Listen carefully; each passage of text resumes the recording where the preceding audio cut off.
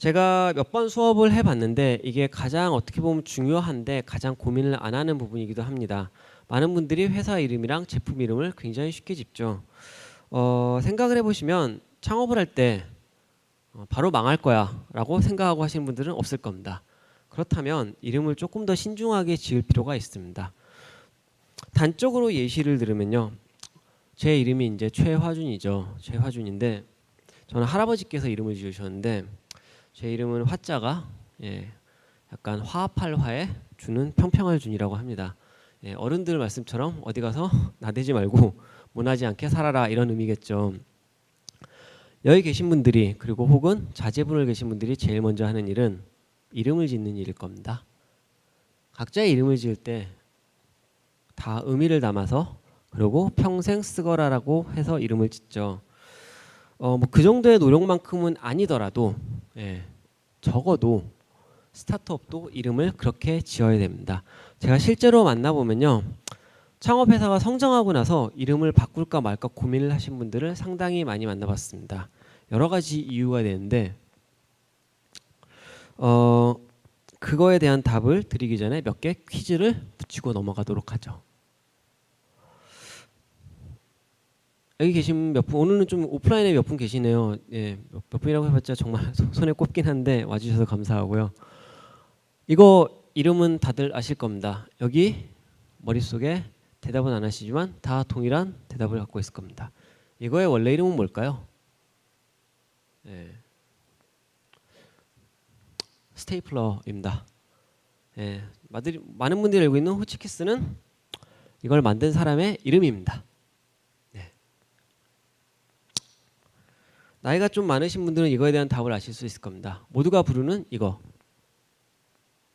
이름은 뭘까요? 다 사발면이나 컵라면이라고 부르죠. 처음에 나왔을 때는 용기면이라고 했다고 합니다. 저는 이거에 대한 답을 맞춘 분을 단 한 번도 본 적이 없습니다. 다 동일하게 하시죠. 왜 그런지는 모르겠는데 한국에서는 눈에 띄느라고 하고 외국에서는 뭐라고 부르는지 모르겠습니다만 원래 이름은 스폴리아 티네 글라사테.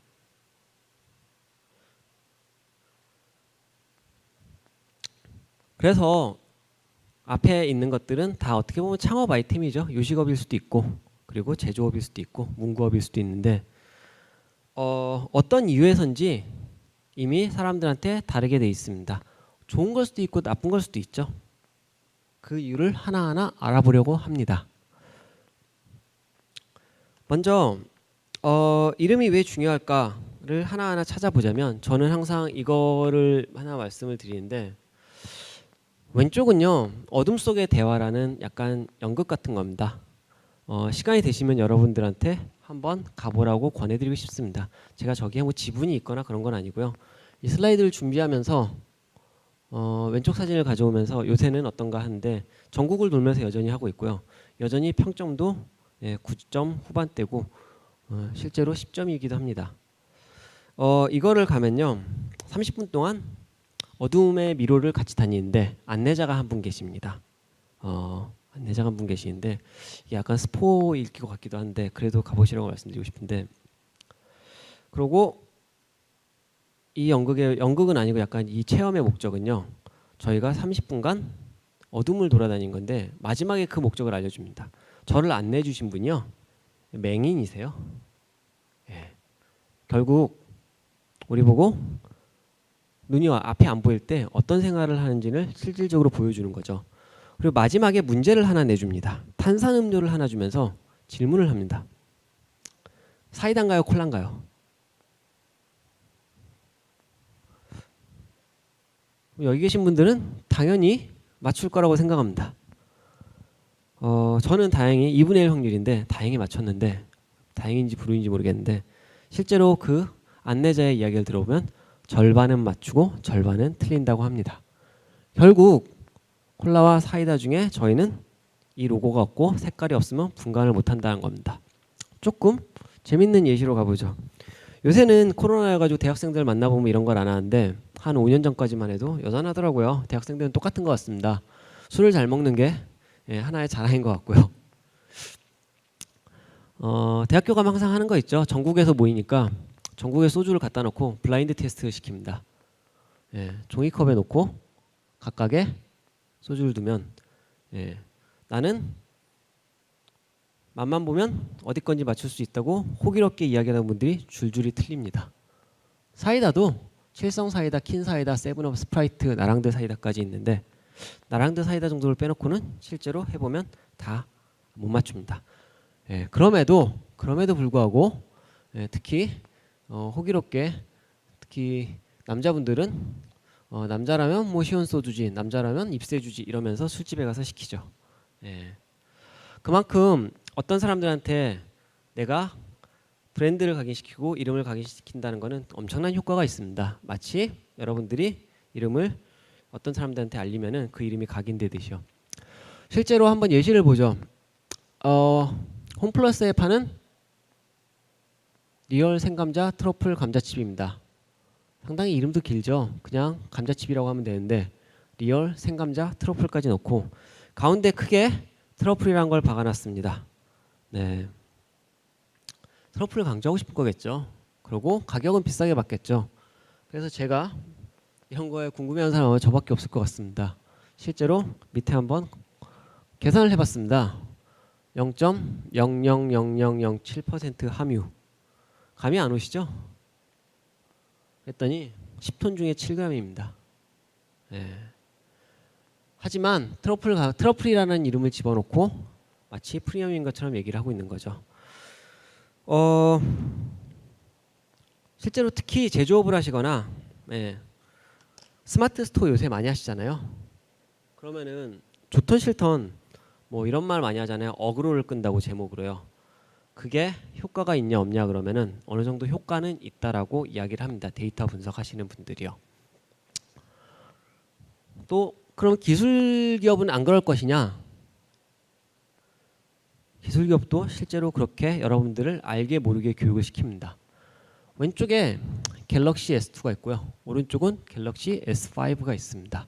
오늘도 한번 숨은 그림 찾기를 해볼까요? 왼쪽 갤럭시와 오른쪽 갤럭시의 차이점은 뭘까요?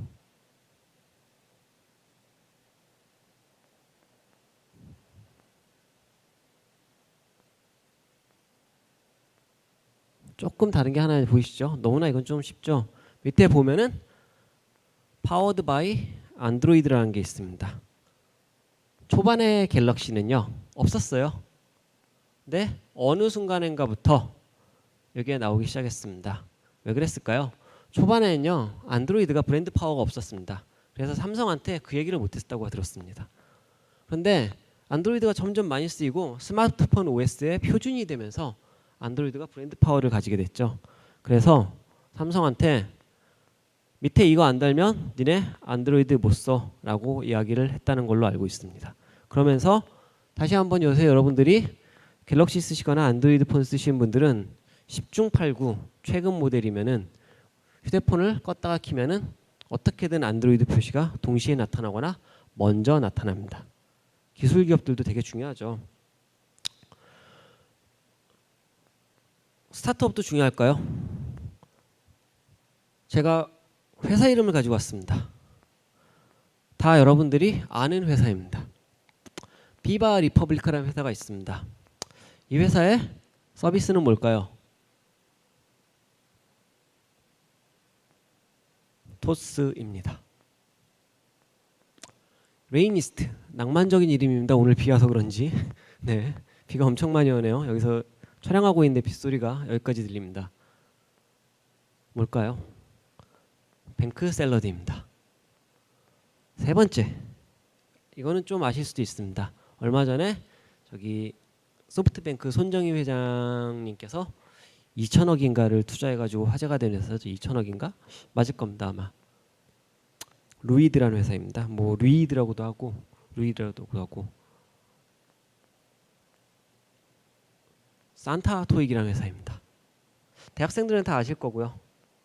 마지막에 드라마 앤 컴퍼니, 이것도 상당히 회사 이름을 다들 낭만적으로 지으시네. 네, 스타트업 분들이. 서비스 이름 되게 유명한 거 있습니다. 아시는 것 같아요. 네.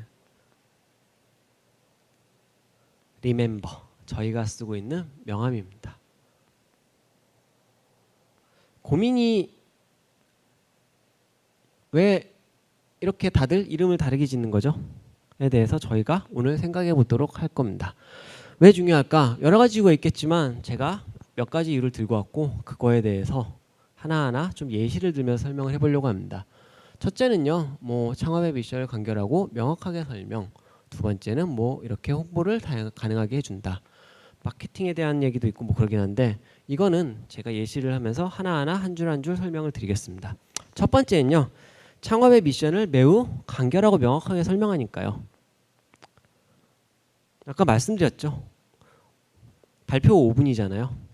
회사 이름만으로 모든 걸 설명할 수 있다 그러면은, 혹은 서비스 이름만으로 모든 걸 설명할 수 있다 그러면은 굉장히 유리하겠죠.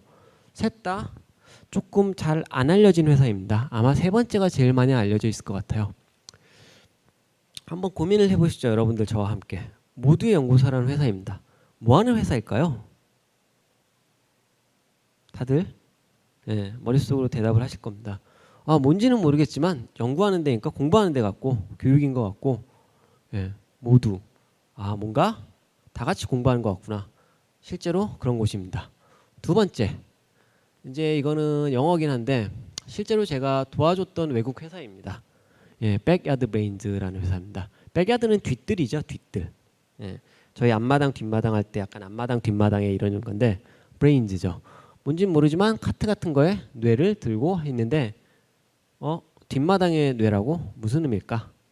뭐 뇌를 뭐로 하는 건데 뇌를 좀 뭐 가까이 하는 건가 보네 라고 생각을 할 수가 있죠. 실제로 밑에 슬로건이 뉴로사이언스, 뇌공학인데 for everyone입니다. 모두를 위한 뇌공학. 이 회사는요, 뇌공학이 너무 대학생들 이상이나 대학원만 공부한다는 게 마음에 들지 않아서 실제로 초등학생, 중학생, 고등학생을 대상으로 뇌공학을 가르치는 회사입니다. 세 번째는 스테이폴리오죠. 조금 힌트를 드리자면 스테이와 포트폴리오의 합성어입니다. 뭐 하는 회사일까요? 뭔진 모르지만 스테이를 포트폴리오화 시켰구나. 숙소 회사입니다. 엄선된 숙소를 만드는 회사입니다. 여행을 좋아하시는 분들은, 지금 수업을 들으신 분들은 아마 세 번째 회사 정도는 알 수 있으실 것 같다는 생각이 듭니다. 실제로 가보시면 전국에 혹은 전 세계에 엄선된 숙소만을 본인들이 방문하고 이렇게 포트폴리오처럼 모아놓은 그런 회사입니다. 굉장히 간결하게 설명하고 있죠. 두 번째는요, 스토리텔링과 자연스러운 홍보를 가능하게 해준다는 겁니다. 어떤 분이 사실 브랜딩의 가장 큰 장점은요, 마케팅과 홍보를 필요하지 않는다라고 얘기를 하셨는데 그건 맞는 말이고요. 하지만 많은 경우에 그렇긴 한데 그 단계까지 가려면 약간의 조금 노력이 필요합니다. 배달의 민족도 처음부터 전단지를 모아가지고 이렇게 플랫폼을 만들었죠. 그리고 홍보를 해야 되는데, 그렇다고 생각을 해보시면 저희가 하루에 보는 광고가, 무의식적으로 보는 게 하루에 지나가면서 500개가 넘는다고 합니다. 그 중에 기억이 남는 건 뭘까요? 별로 없으시죠. 그런데 왼쪽, 오른쪽, 제가 회사 이름을 말하지 않았지만 둘 다 어떤 회사인지 다 아실 겁니다. 왼쪽은 너무나 유명하죠. 사실 사람들한테 알리게 된 건 광고가 반이었다고 알려진 배달의 민족이고요. 오른쪽은 제가 회사 이름을 말하지는 않았지만 역시 다 아실 겁니다. 조정석 씨죠. 인간 야나두라고까지 불리우는 조정석 씨죠. 그래서 브랜드는요, 스토리텔링과 자연스러운 홍보를 가능하게 해줍니다. 이 회사 이름 하나만으로도, 서비스 이름 하나만으로도 엄청나게 많은 컨텐츠를 작성할 수가 있죠. 세 번째는요, 스타트업의 특징이기도 합니다. 협업에 대한 가능성. 이게 중소기업과 대기업은 조금 이야기가 다른데, 스타트업은 이 이름 하나만 가지 먹어도 협업에 대한 타당성을 제시를 합니다. 실제로 창업을 해보신 분들은요, 협업을 한다는 게 쉽지가 않습니다. 파트너십을 맺고 소위 말하는 MOU 하나 한다는 게 쉽지는 않은데, 그거에 대한 타당성을 이름 하나만으로도 너무나 쉽게 해결할 수 있습니다. 왼쪽에 아실 수도 있고 모르실 수도 있는데 로톡이라는 회사입니다. 물론 이게 변호사협회에서 요새 좀 이슈가 있어가지고 이 회사가 지금 어떻게 될지는 알 수는 없는데 회사의 미래가 조금 불투명한데 어떤 데인지 알겠죠? 로톡. 저희가 카카오톡 이런 것처럼 법에 대한 이야기를 하는 거구나. 그렇다면 이 회사는요, 이 회사 이름 하나만으로도 변호사들과 협업을 하기가 굉장히 편하겠죠. 법률 관계자분들과. 두 번째는 카닥입니다. 물론 요새 이 회사도 조금 어려운데 조금 말이 많은데 자동차 수리를 하는 회사입니다. 카닥터의 약자겠죠. 이거 역시 저희가 카센터 같은 데에 가서 저희는 카닥이라는 회사입니다 라고 얘기를 하면은 그러면은 내가 니네랑 일할 수 있겠구나, 일단 이렇게 생각을 할 수가 있겠죠. 세 번째는 닥톡이죠. 이거는 누가 봐도 의사들 분들과 할 수가 있겠죠. 사실 변호사도 그렇고 의사분들도 그렇고 보수적인 집단이어서 본인들이 그렇게 내가 딱히 협업해야 될 이유를 찾지 못하는 분들이 많으십니다만, 일단 이름 하나를 가지고 가는 순간 이 회사의 미션이 설명이 되고 협업에 대한 정당성을 알릴 수가 있습니다. 구구절절 저희와 일을 하시면은 이런 장점이 있습니다 라고 얘기를 안 해도 되는 거죠. 일부 창업을 하신 분들이 있는 걸로 알고 있는데 여기에 굉장히 좋은 겁니다. 협업이 생각보다 특히 초기 사업자 같은 경우 인지도도 없고 그러니까 뭐 카카오톡이 들고 가서 카카오라는 회사가 들고 가서 협업을 하자 그러면은 당연히 쉽게 되겠지만, 그렇지 않은 상황에 초기 사업에 내가 사업 아이템만 있고 첫 번째, 두 번째, 세 번째 파트너를 찾아가지고 갈 때 이런 이름만으로도 설명을 할 수 있고 정당성을 제시할 수 있다는 것은 생각보다 굉장히 큰 장점입니다. 약간 앞부분과 비슷합니다. 앞에는 협업이라 그러면은 조금 B2B와 B2C를 합쳐놓은 거라 그러면은 밑에 B2C 같은 경우는요, 제품 이름 하나만으로도 정체성을 사용자에게 각인시키는 거죠. 앞에 첫 번째 아까 모두연구소 이런 거는 회사의 미션과 관련이 됐다 그러면은 여기는 회사에 대한 정체성이라면 제품 서비스에 대한 정체성입니다. 아까 비바 리퍼블리카가 토스라는 건데 비바 리퍼블리카라는 회사는 회사의 정체성이고요. 여기는 이제 그 회사의 정체성과 별개로 토스라는 제품의 정체성을 나타낸 건데 이건 이제 제품의 정체성을 나타내는 게 조금 차이점입니다. 왼쪽에는 스피크라는 회사입니다. 뭐 하는 회사일까요? 딱 봐도 뭔가 말을 하는 거죠. 실제로 영어 스피킹을 죽도록 시킨다는 걸 모토로 하고 있는 회사고요. 두 번째는 김캐디. 골프에 뭔가 도움을 주는 회사겠고, 세 번째는 모두 사인이라는 회사입니다. 사인을 하는 서비스겠구나. 다 알 수 있겠죠.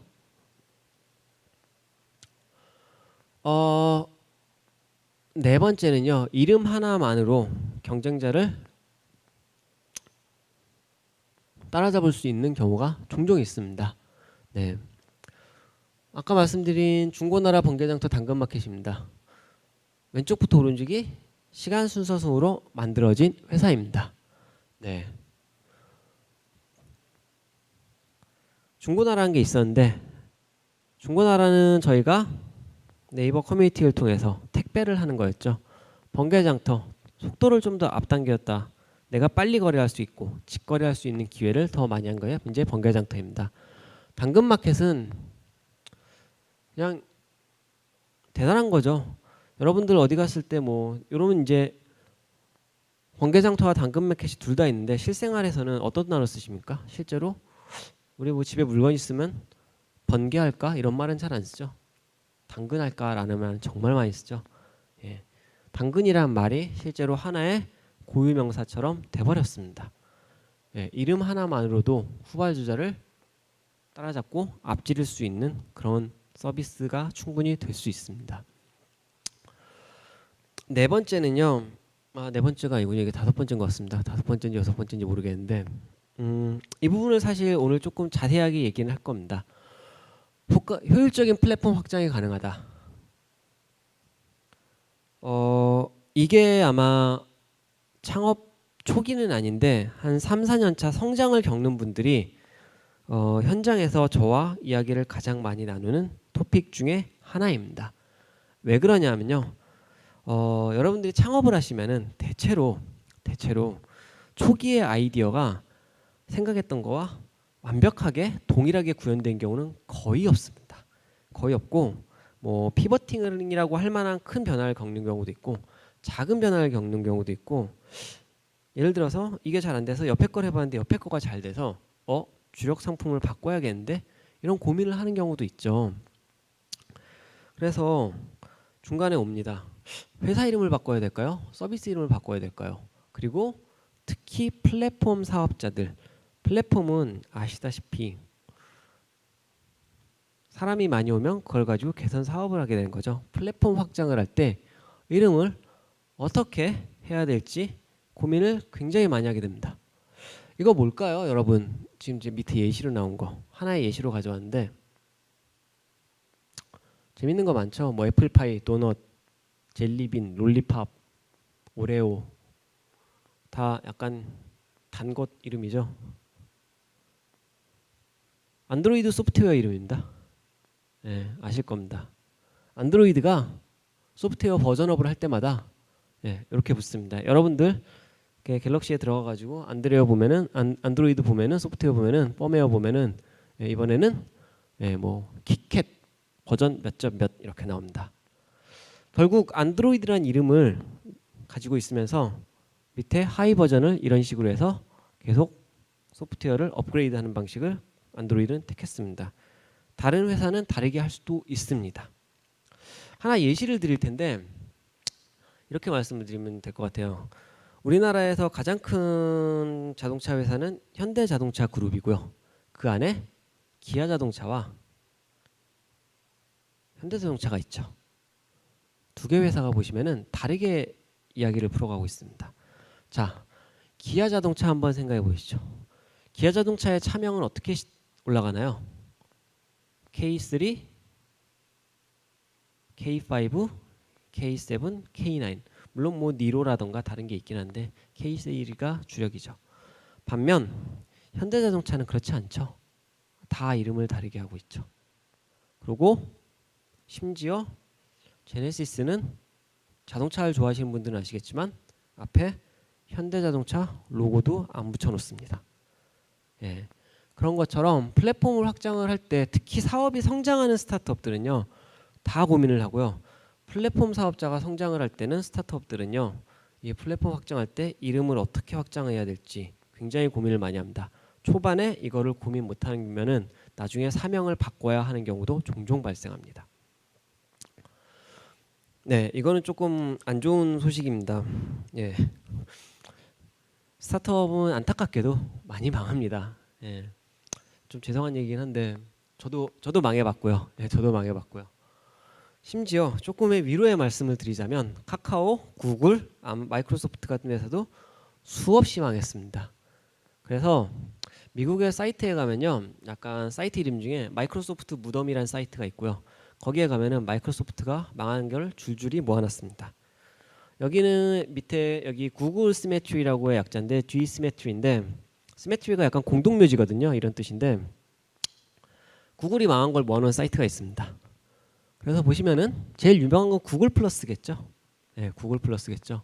구글 클라우드 프린트 이름은 들어보셨나요? 전 이런 게 있는 줄 몰랐습니다. 뭐 구글 블랙틴 이런 것도 있었네요. 네, 구글 클립스 보면은 언제 살았는지 이렇게 나오죠. 2017년부터 2019년까지 활동하다가 죽었네요.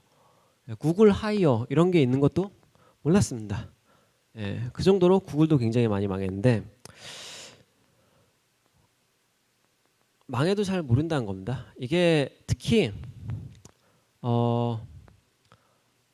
앞에 회사 이름이 들어가는 브랜드 같은 경우에는요 되게 중요합니다. 물론 구글 같은 경우는 타격이 덜하긴 한데요. 이 부분은 뒤에서 살짝 설명을 드리도록 하겠습니다. 그래서 망해도 모른다라는 거는 상당히 장점일 수도 있고 단점일 수도 있습니다. 이 부분은 이따가 조금 더 자세히 다루겠습니다. 마지막 이유인데요. 이거는 아마 사업을 하시는 분들이면은 몇 년 차가 되신 분들은 저와 제 이야기에 공감을 하실 수 있을 겁니다. 창업 초기 혹은 사업이 위로 성장하지 않고 그냥 한 2, 3년 차에 하나의 사업자를 만들 수도 있는데요. 생각보다 여러분들이 커뮤니티 나가거나 만나시면은 회사가 크지도 않은데 사업자 번호가 여러 개인 분들이 많으십니다. 왜 그럴까요? 몇 가지 이유가 있습니다. 한번 생각을 현실적으로 해보시죠. 내가 왜 사업자를 여러 개 내야 될까? 앞에 망해도 모른다가 하나의 이유이긴 합니다.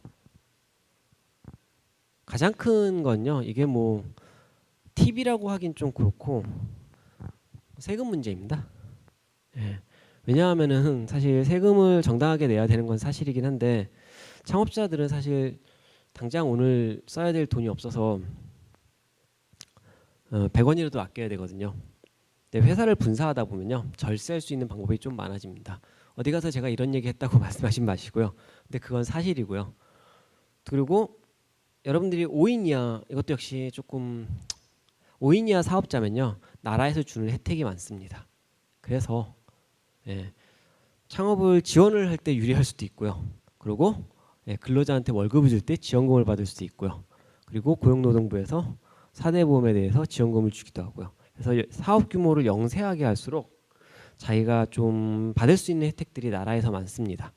예, 그러다 보니까 실제로 여러 회사를 직원이 10명이고 대표님 한 분인데 사업자가 3개이고 이러신 분들이 생각보다 좀 있습니다. 예. 그래서 어느 정도 규모에 올라가기 전까지 내가 이렇게 그래서 막 이렇게 해놓으면은 제가 예시를 들었는데 왼쪽 분이 이제 회사의 대표이십니다. 그런데 회사 A, B가 있고요. 다시 D는 심지어 A의 자회사이기도 합니다. 근데 직원은 10명 이런 분들이 생각보다 많습니다. 그런데 D라는 회사가 자회사여서 잠깐만 갖고 있을 거야. 그러면은 D라는 회사에 대해서는 이름을 막 지을 수도 있겠고 혹은 A, B라는 회사가 있는데 A, B라는 회사를 나는 꼭 살리고 싶어. 둘 다 있으면은 A, B의 연관성을 가지고 할 수도 있겠고 아니야 A, B가 둘 다 다른 사업을 할 거야. 그러면 두 개의 이름을 연관성 없게 지을 수도 있겠죠. 네, 그래서 이게 여러 회사를 운영하시는 분들은 아마 제 수업을 들으시면서 지금 공감을 하실 겁니다. 여러 가지 이유로 예, 이름을 잘 지으셔야 됩니다. 네, 그럼 이름을 어떻게 지어야 될까? 그게 궁금하겠죠. 앞에 쭉 이야기를 했는데 자 앞에 있던 것들을 고민하지 않고 이름을 지으면은 불상사가 발생할 수 있겠죠. 그래서 제가 그런 불상사의 예시를 몇 개 가져와 봤습니다.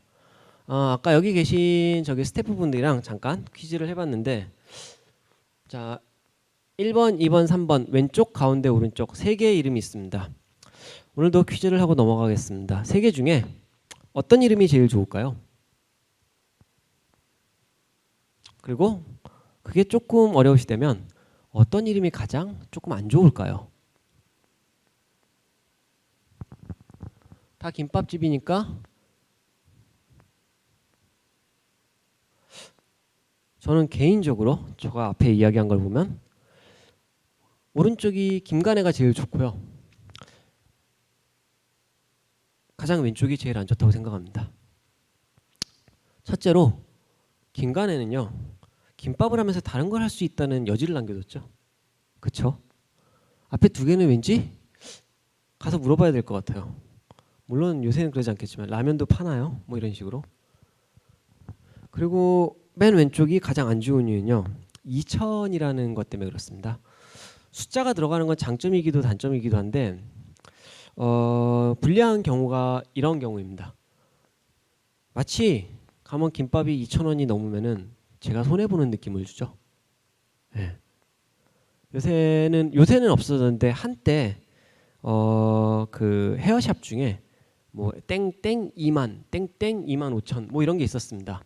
가면 왠지 2만 원이랑 2만 5천 원에 모든 걸 해결해야 될 것 같은 느낌을 주죠.